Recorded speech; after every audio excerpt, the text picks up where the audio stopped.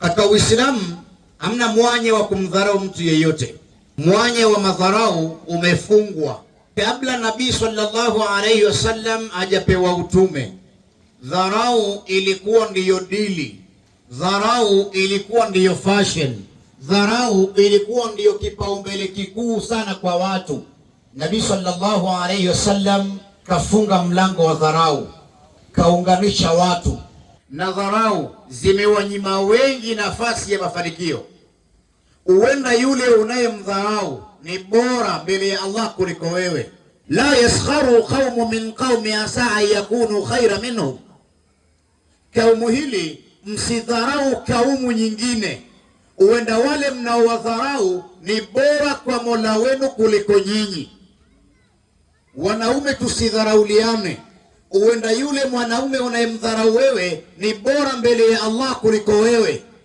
Unaendesha gari, sio sababu ya kumdharau mwanaume mwenzio ambaye haendeshi gari.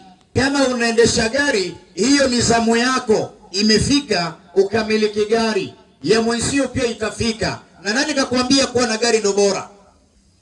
Wanawake, wala nisaa min nisa'i asa ayakunna khairan minhunna. Wanawake pia msidharauliane nyinyi kwa nyinyi.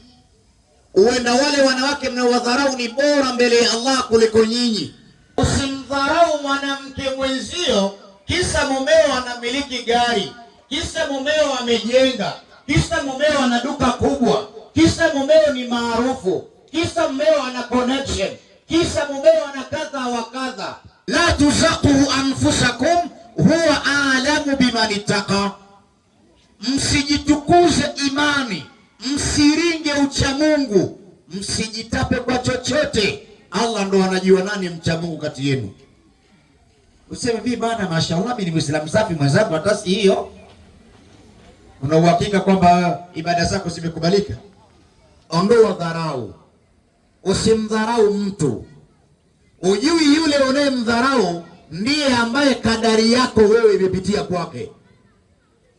Allah kaipitisha kadari yako kwake. Sasa unapomdharau unatengeneza uzito wa kumfikia.